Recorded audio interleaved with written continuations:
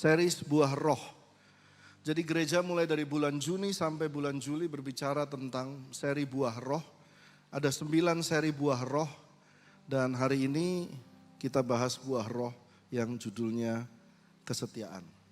Kesetiaan, mari kita baca yang pertama ayat ini, ayat emas kita selama 2 bulan. Kita baca bersama-sama, saudara boleh angkat tangan kanan kita hitung sama-sama. Tetapi buah roh ialah 1, kasih, sukacita, damai sejahtera, kesabaran, kemurahan, kebaikan, kesetiaan, kelemah lembutan, penguasaan diri. Tidak ada hukum yang menentang hal-hal itu. Jadi ada 9 buah roh. Dan buah roh ini sekali lagi saya ulangi adalah buah yang dinikmati oleh orang di sekitar pohonnya. Tidak ada pohon yang memakan buahnya sendiri. Harus ada saya yang lewat lalu lumayan. Dinikmati oleh orang-orang sekitarnya. Seret. Jadi buah roh itu dinikmati tidak oleh diri sendiri, tetapi selama bulan Juni Juli ini kita belajar untuk memiliki buah roh yang menjadi berkat buat keluarga kita, orang di sekitar kita, masyarakat dan juga gereja. Mari kita lanjutkan. Kita mengingat ayat ini sama-sama kita baca. Sebab mereka yang hidup menurut daging memikirkan hal-hal yang dari daging. Mereka yang hidup menurut roh memikirkan hal-hal yang dari roh. Ayat 6, karena keinginan daging adalah maut, tetapi keinginan roh adalah hidup dan damai sejahtera. 2 hal yang diproduksi oleh buah roh ini yang dijanjikan Alkitab. Ini supaya saudara balance, keinginan daging, uang, hawa nafsu, keserakahan, pesta pora dan sebagainya itu menjanjikan saudara banyak hal di dunia. Tapi Alkitab menjanjikan 2 hal. Kalau kamu punya buah roh ini, ada hidup dan damai sejahtera. Coba katakan hidup dan damai sejahtera. Saudara, hidup aman dan damai itu mahal loh saudara. Kita bukannya melihat akhir-akhir ini di televisi dan di sosmed, orang-orang yang punya flexing yang hebat, ternyata semuanya pakai rompi merah. Untuk kita hidup aman dan damai, Alkitab berkata hidup sesuai buah roh. Yang mau katakan amin. Apa? Hidup dan damai sejahtera. Baik, sekarang kita bahas tentang yang pertama, kesetiaan. Ada sebuah cerita, saya berharap saudara dapat mengikuti cerita ini dan saudara kita baca bergantian ya. Raja Nebukadnezar membuat sebuah patung emas yang tingginya 60 hasta dan lebarnya 6 hasta yang didirikan di daerah Dura di wilayah Babel. Ayat 2 saudara.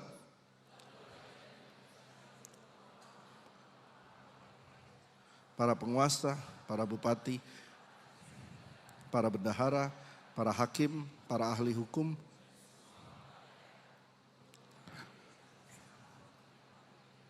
Baik, saudara perhatikan ya. Ayat 2 tadi saudara baca. Lalu Raja Nebukadnezar menyuruh orang mengumpulkan wakil raja, penguasa, para bupati, penasihat negara, bendahara, hakim, ahli hukum dan semua kepala daerah. Saudara lihat ya, sekarang ayat 3 saya baca.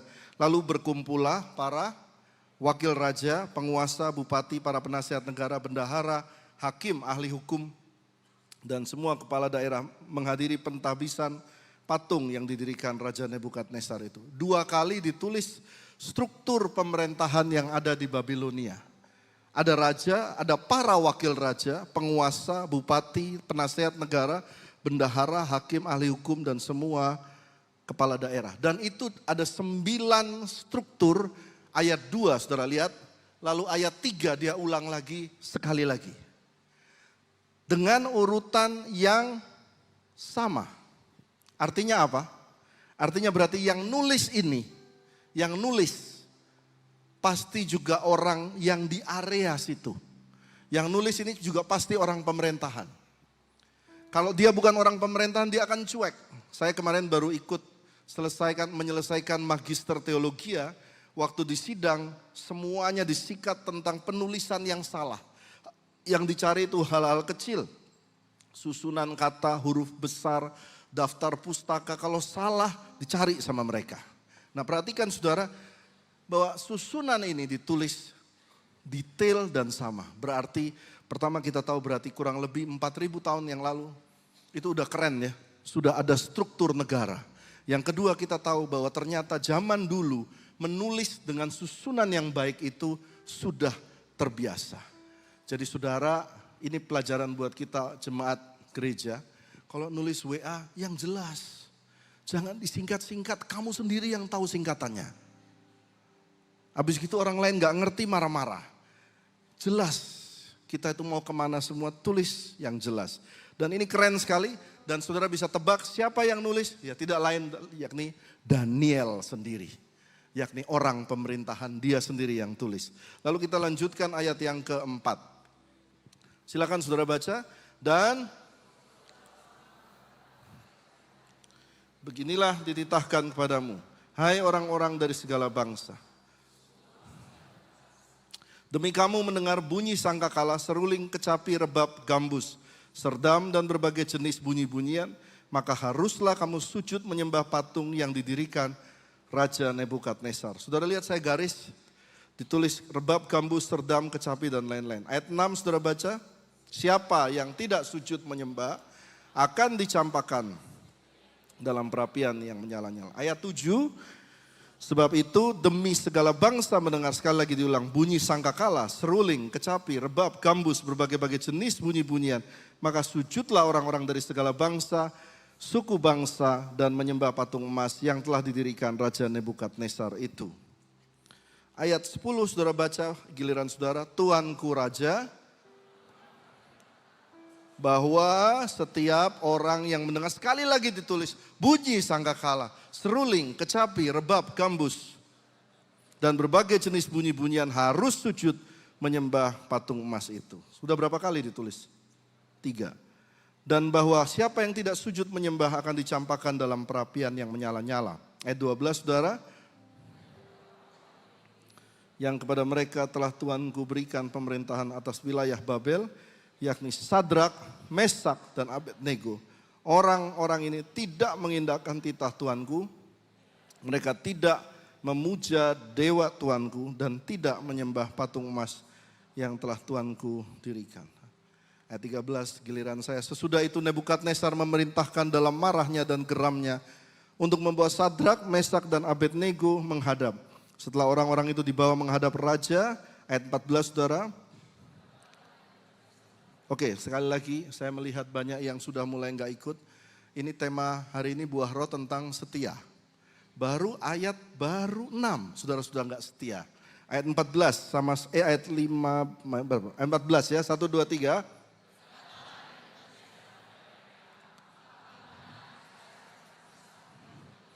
Bahwa kamu tidak memuja dewaku dan tidak menyembah patung emas yang kudirikan. Ayat 15, sekarang jika kamu bersedia, demi kamu mendengar bunyi sangkakala, seruling, kecapi, rebab, gambus, serdam, dan berbagai jenis-jenis bunyi-bunyian, sujudlah menyembah pada patung yang kubuat itu. Tetapi jika kamu tidak menyembah, kamu akan dicampakkan seketika itu juga ke dalam perapian yang menyala. Baca dengan keras. Dan dewa mana yang dapat melepas kamu dalam tanganku? Which God can help you now? Hari itu seorang manusia menantang Allah. Jangan pernah ada kata-kata ini. Kalau kita lihat ada orang yang lemah daripada kita, kata, gue mau lihat mana yang nolong lu. Oh, karena pernah ada orang sombong, mulutnya seperti itu. Kalau ada orang saudara bisa tolong, saudara tolong. Kalau saudara belum bisa tolong, doakan dia. Mau? Jangan berkata, gue mau lihat mana yang bisa nolong. Oh, itu sama seperti saudara, mana sih Tuhan yang bisa tolong dia? Kalau Tuhan tolong dia, bisa terbalik loh kondisinya.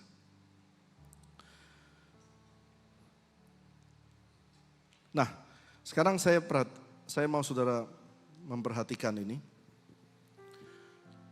Saudara perhatikan tadi ada 4 kali diucapkan bahwa setiap kali patung itu ditinggikan ada musik, serdam, gambus, kecapi dan sebagainya. Ada 4 kali disebutkan, betul ya? 4 kali. Kalau saudara belajar struktur penulisan, saudara tahu pasti ini adalah permintaan raja yang khusus. Jadi menurut saya, pasti raja akan mencari orang-orang yang paling the best untuk bikin ini jadi the best gitu ya. Lagunya juga pasti yang the best dan saya undang teman-teman dari Babilonia. Mereka tadi pagi datang ya, naik pesawat. Ya, ini dia Raja Nebukadnezar. Kita berikan tepuk tangan buat Raja Nebukadnezar.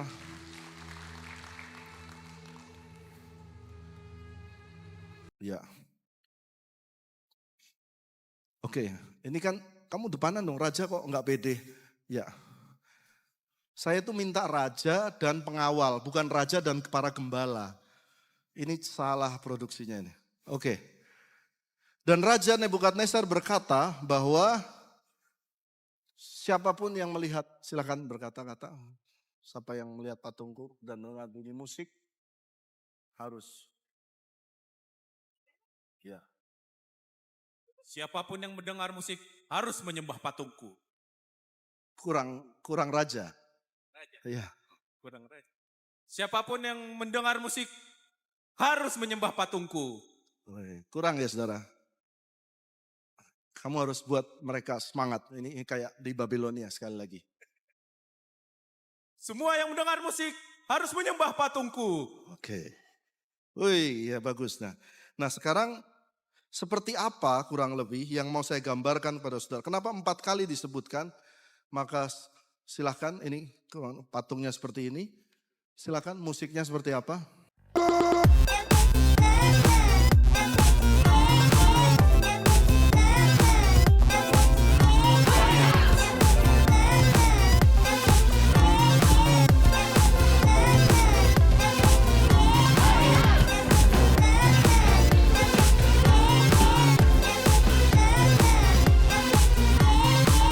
Sekali lagi, setiap kali musik nyala harus menyembah. Menyembah itu kan ada ritualnya ya. Ini relate kekinian sekarang. Setiap kali ada musik, silakan. Mana musiknya lagi, Om Meon?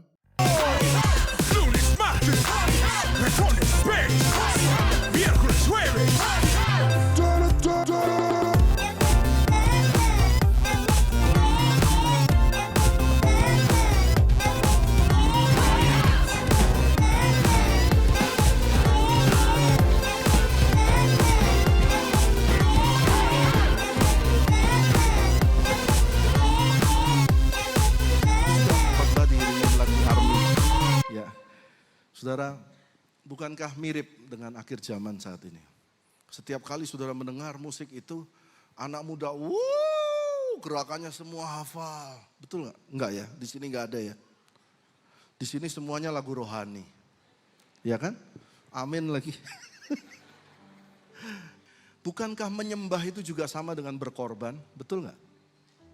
Pertanyaan saya, waktu kamu ikut-ikut tadi itu,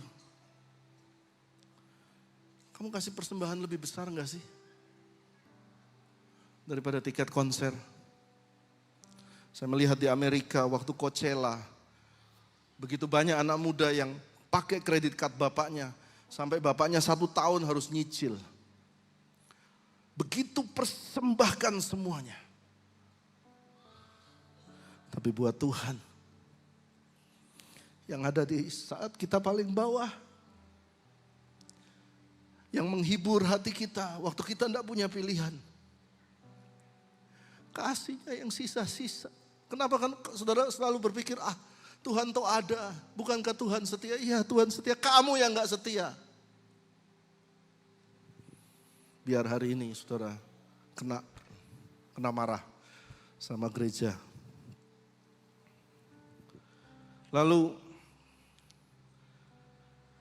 Sadrak, mari baca ayat sama-sama ayat 16. Lalu Sadrak, Mesak dan Abednego menjawab Raja Nebukadnezar. Tidak ada gunanya kami memberi jawab kepada Tuanku dalam hal ini. Wah, keren banget. Mana Sadrak, Mesak, Abednego?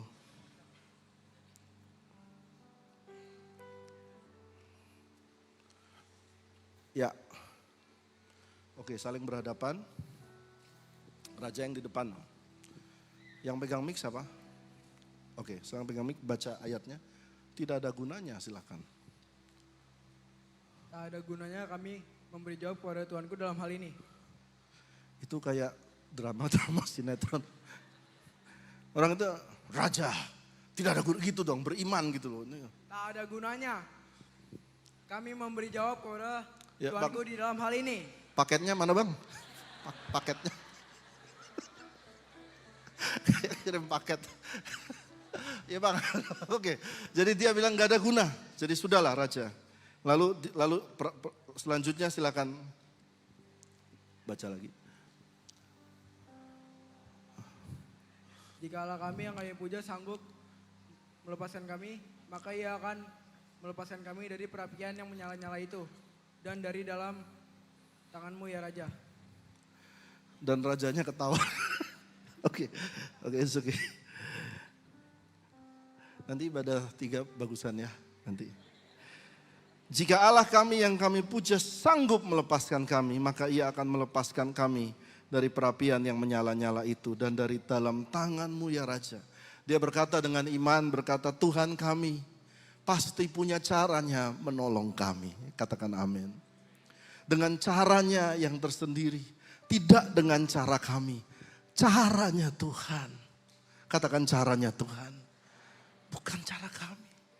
Kalau saudara, ayo yang di sini mungkin gak ada yang ngaku. Kalau Tuhan gak buat saya masuk sekolah ini. Kalau Tuhan gak buat saya dapat proyek ini. Saya gak mau ke gereja. Ya ampun. Sementara Sadrak, Mesak dan Abednego berkata. Kalau Tuhan sanggup dia akan punya caranya tersendiri untuk menolong kami. Lalu dia berkata.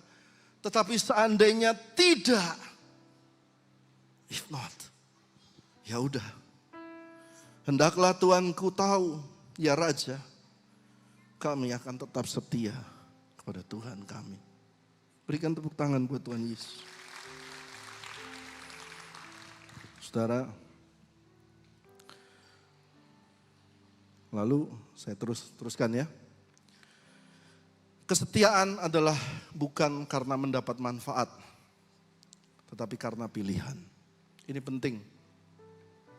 Buat saudara yang menikah, saudara yang punya agama Kristen, memeluk agama Kristen. Saudara yang menikah atau saudara menekuni satu bidang usaha tertentu, saudara harus tahu ini. Kesetiaan itu bukan karena mendapat manfaat. Oh, saya mendapat manfaat, dia cantik, dia ganteng, makanya saya mau kawin sama dia. Betul, tapi waktu kamu di altar pernikahan, itu kamu bukan bicara manfaat lagi.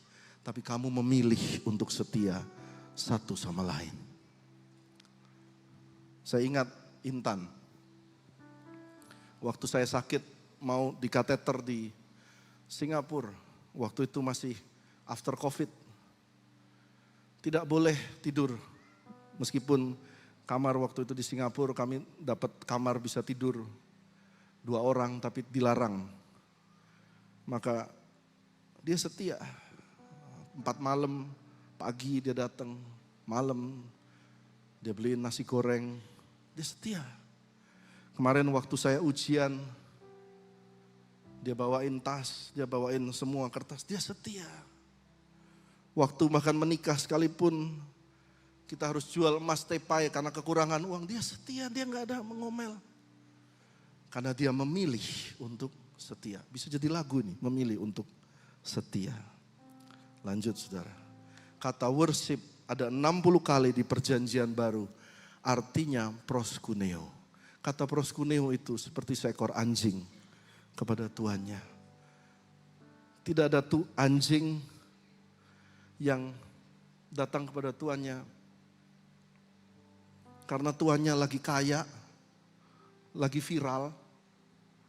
Bahkan saya waktu ke Australia tahun lalu, saya lihat di area city, ya Pak John, banyak homeless, ada anjingnya kan. Tahun ini saya datang, masih ada homeless yang sama. Anjingnya nggak ganti tuh, anjingnya masih sama. Anjingnya setia loh. Akhir zaman ini kata setia ini sudah mulai luntur. Semua yang penting ada transaksi. Tapi Alkitab berkata setia. Proskuneo. Sama Tuhan ikut. Ditolong syukur. Gak ditolong ya tetap ikut Tuhan.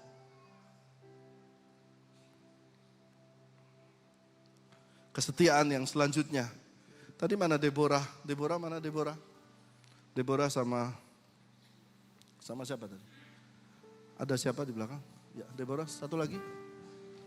Ayo yuk sini. Deborah sama Daphne. Ya, sini ya di syuting aja ke mereka. Oke, syuting ke mereka. Boleh duduk di lantai aja. Syuting mereka duduk di lantai. Oke. Dua ibu janda. Dua-duanya miskin. Yang satu mamanya namanya Naomi. Hilang suami. Siapa yang jadi Naomi? Deborah deh, Deborah aja. Hadap-hadapan. Ya. Lebih susah mukanya, lebih susah. Ya. Di pinggir jalan, Alkitab berkata di pinggir jalan, orang gak ada yang tahu. Satunya baru kehilangan suami dan kehilangan anaknya, sehingga mantunya ini yang di sebelahnya ini, yang namanya Ruth ini, juga jadi janda. Lalu Naomi berkata kepada mantunya nih, kamu pulanglah, carilah suamimu. Carilah suami yang baru. Masih bisa, kamu masih cantik, masih muda. Lalu si Ruth berkata, janganlah pisahkan aku daripadamu. Boleh dipegang-pegang dikit mamanya? Ya. Janganlah pisahkan aku daripadamu. Lalu dia berkata, bangsamulah bangsaku. Lalu apa lagi? Kemanapun engkau bermalam, aku akan bermalam di situ. Saudara lihat, tidak ada manfaat di sini. Tidak ada manfaat. Dan yang dia berkata, apa satu lagi? Allahmulah Allahku. Your God, my God. Lalu yang terakhir dia berkata apa? Dan tidak ada yang dapat memisahkan kita selain daripada maut. Dan kata janji daripada Ruth ini, 3000 tahun yang lalu itu dipakai orang Yahudi dan orang Kristen sampai hari ini. Jadi janji pernikahan. Keren ya. Padahal mereka dua janda miskin yang paling low. Justru paling low itu ada kata setia. Itu mahal. Berikan tepuk tangan buat Tuhan Yesus. Kalau berdasarkan manfaat, gak ada manfaat. Tapi suatu kesetiaan membuat engkau punya nilai. Saudara tahu, di tengah jalan itu, mata Tuhan melihat mereka. Ruth tidak selesai di situ.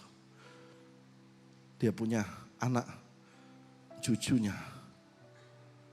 Punya anak lagi namanya Raja Daud. Turun ke bawah. Yesus. Karena ada mata Tuhan yang melihat nilai kesetiaan. Makasih Deborah dan Daphne. Kesetiaan bukan FOMO. Fear of missing out. Ada gereja baru buka, pindah semua jemaatnya ke situ. Ada lagi yang baru, pindah lagi. Kesetiaan bukan seperti itu. Kesetiaan itu memilih dan berkontribusi, memberikan diri. Saya bertemu dengan kemarin doktor-doktor dari institut di mana saya belajar S2. Dan saya melihat nilai kesetiaan mereka. Ada satu punya pabrik kimia, besar sekali. Lalu gerejanya kecil sekali. Dan saya bertanya, Pak, kenapa Bapak nggak support gereja dan mendirikan gereja sendiri jadi gembala? Dan dia bilang, saya mau setia sama Tuhan.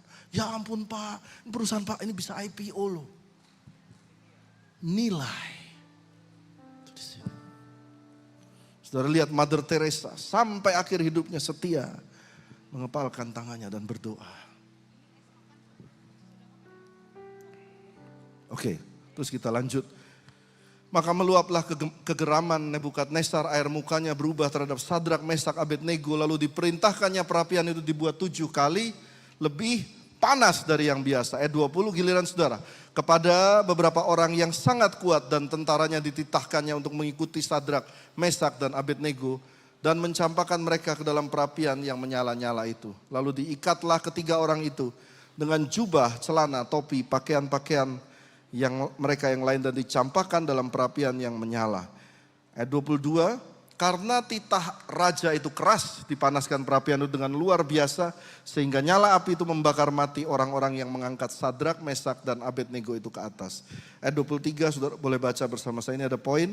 Tetapi ketiga orang itu, yakni Sadrak, Mesak, dan Abednego jatuh dalam perapian yang menyala-nyala dengan terikat. Kata jatuh di sini memakai kata yang sama saat Raja Nebukadnezar jatuh dengan kepala menyembah saat dia melihat anak Allah di tengah api.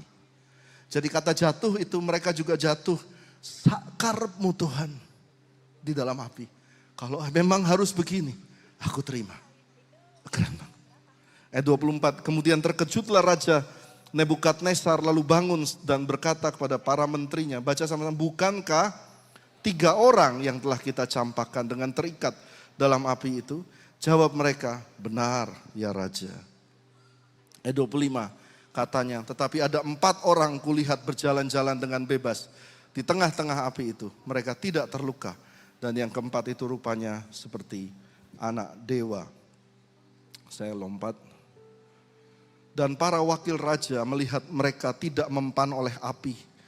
Bahkan rambut di kepala mereka tidak hangus. Oke. Nah, ini adegan finalnya. Mana musiknya?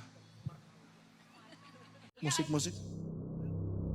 Silakan buang dia ke api.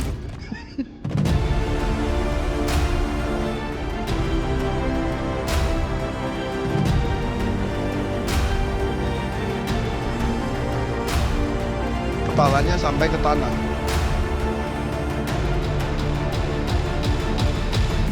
Ya.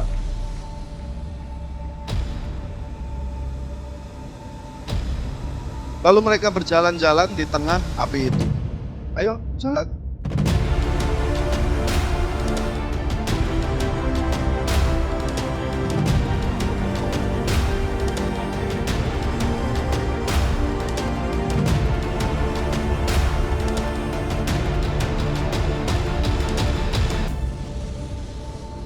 Oke, siap.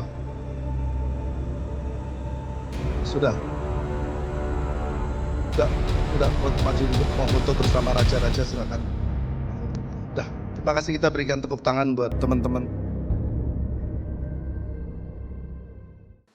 Tuhan dengan caranya memberikan pertolongannya, katakan amin. Kita kembali, sisa beberapa bahan lagi. Boleh kembali lagi. Yang ketiga, kesetiaan itu dari hal kecil. Kesetiaan tidak pernah dari hal yang besar.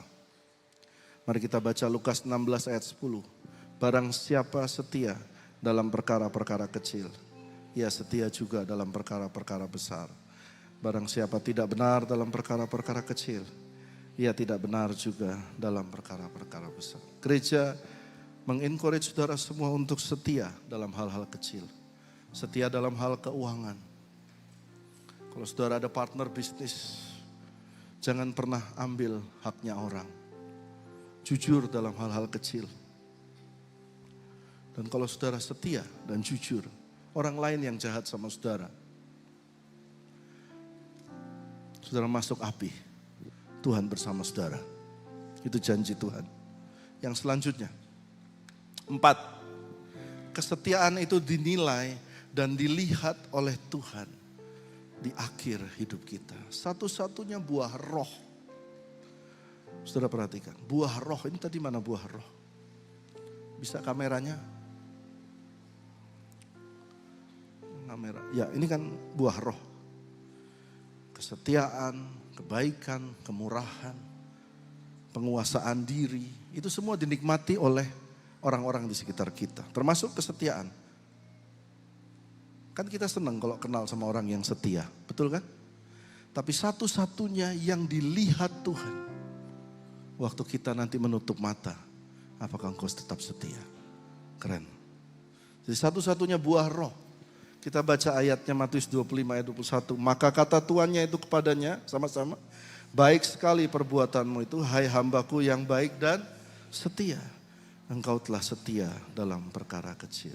Nah, ini beda dengan ibadah satu lalu kita selesai. kesetiaan jikalau tidak. Jikalau tidak Tuhan tolong. Ini saya mau ajarin satu prinsip yang menarik. Daniel 3 ayat 18 tadi bercerita, Sadrak, Mesak dan Abednego berkata, Tuhan sanggup menolong kami. Tapi seandainya tidak, hendaklah Tuhan tahu, kami akan mati dengan tetap setia ke Tuhan. Dan apa yang terjadi? Tapi ada 4 orang kulihat berjalan-jalan dengan bebas di tengah api itu. Mereka tidak terluka. Dan yang keempat itu rupanya seperti anak dewa. Ada penyertaan Tuhan. Saudara lihat Rut. Rut itu adalah kesetiaan jikalau tidak. Sekalipun tidak ada manfaatnya buatku berkaitan dengan Naomi. Ya udah kita mati bareng ya. Kita setia. Nah di situ terjadi sesuatu. Nah sekarang saya mau saudara lihat satu hal lagi di sini. Waktu Abraham. Mari baca Kejadian 22 ayat 10. 1, 2, 3. Sesudah itu. Mari baca, ini sudah mau terakhir saudara. 1, 2, 3. Sesudah itu. Stop. Ayat 12. Mari baca dengan keras. Lalu ia berfirman. Jangan bunuh anak itu. Jangan kau apa-apakan dia. Sebab telah ku ketahui sekarang. Stop. Jadi dia bilang, ya sudah, kalau memang aku ditakdirkan gak punya anak. Meskipun kau yang berjanji ya. Kau yang berjanji, kau yang mengingkari kan. Ya sudah. Habis. Ruth, Daniel, Abraham. Tapi selalu buat orang yang setia. Ruth dapat keturunan diberkati Tuhan. Bukan jadi ibu janda. Yang kedua, Daniel, Sadrak, Mesak, Abednego bukannya mati malah diagungkan. Abraham malah janji, karena engkau telah berbuat demikian, mari baca bersama saya. Karena engkau telah berbuat demikian, engkau tidak segan-segan untuk menyerahkan mimpi dan doamu dan harapanmu, sekolahmu, pekerjaanmu, karirmu. Engkau memilih untuk tetap setia kepadaku. Ayat 17 baru muncul janji Tuhan. Munculnya di situ, bukan di sebelumnya. Baca ayat 17. Maka aku akan memberkati engkau berlimpah-limpah. Membuat keturunanmu sangat banyak seperti bintang di langit, pasir di tepi laut. Itu muncul saat kesetiaanmu diuji. Keren banget.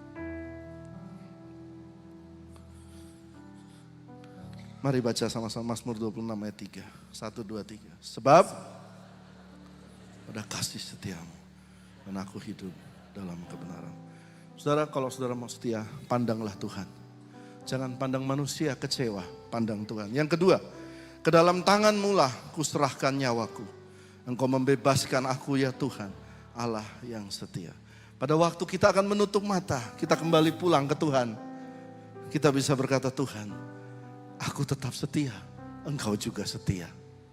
Yang terakhir, Mazmur 31 ayat 22, sama-sama. Terpujilah Tuhan, sebab kasih setianya ditunjukkannya kepadaku dengan ajaib. Pada waktu kesesakan.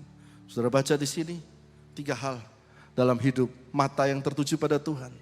Pada akhir hidup Tuhan melihat kesetiaan kita waktu kita tutup mata.